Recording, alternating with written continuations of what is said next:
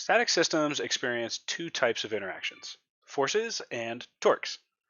Forces are actions of one object on another that tend to cause linear motion, where torques are actions that tend to cause rotation. That being said, a force can cause a torque that leads to rotation, but that's the topic for a different discussion. In engineering, we tend to use the word moment instead of the word torque. So from now on, you're going to hear me use the word moment, and it kind of means the same thing, right? And what you need to know is that a moment is created anytime the line of action of a force does not pass through a point. That might seem a little strange. If we have a force like this, its line of action extends infinitely in both directions, and any point that falls on that line, such as this one, does not experience a moment. No moment. On the other hand, any point in the known universe that does not fall on this line experiences a moment.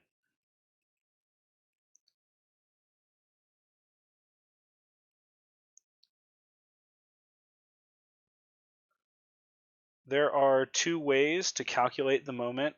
Two ways to calculate the moment of a force about a point, and that's the way we talk about it, the moment of a force about a point. The first is to find a perpendicular distance. Find a perpendicular distance. And so if we have a force which is acting along a line of action, and we're interested in the moment of that force about point A, what we would do is we would slide this force vector along its line of action until it is at a distance that is perpendicular to A. Of course, that would go right over my nice handwriting here, so I'm going to squeeze it in, but it'd be the same force put in right there. This distance here, this force here, and the moment of that force about A would look like the magnitude of the force times the distance. The other way that we can do this is by finding a vector cross product. So we know that that force has a horizontal component that we could call fx times I hat, and a vertical component that we could call fy times j hat. That's assuming that our coordinate system looks something like this. X is horizontal, y is vertical. If we look at this force in terms of its two components here, hang on, let's grab a different color. Right, we have fx sitting here and fy sitting there. If point A sits up here, we can define a position vector r,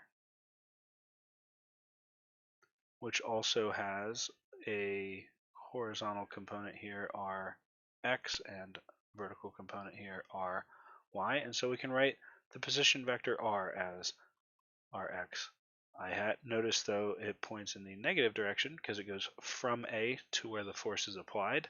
So it's a minus Rx and a minus Ry j hat. We want to go from the point that we're interested in to where the force is applied.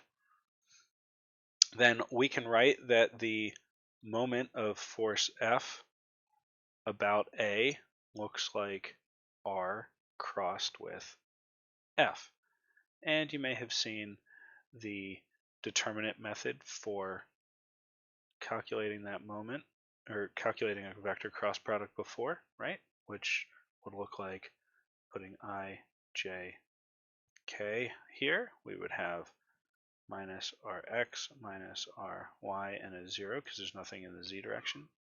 We would have Fx, Fy, and 0 like so. And if we took that determinant, we would discover a moment. And by the way, since this produces a vector, we also now discover that moments are vectors. So let's dig into that just a little bit here. Grab a new page, blank all this out. Come back up to the top of my screen real quick. Where are we here? There we go.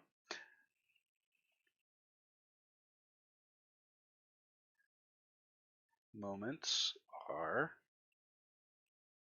vector quantities. And so the question is, what does a moment vector mean? Some moment pointing in this direction. What would that mean? Well, moments point along the axis of rotation. Now I know that we're talking about static systems, and static systems don't move, but if this force or this torque were trying to twist the direction that it wants to rotate our static object, this is the axis of rotation. And by the way, we can find that if we wanted to by taking our moment vector, dividing it by its magnitude to produce a unit vector, um, that points in that same direction.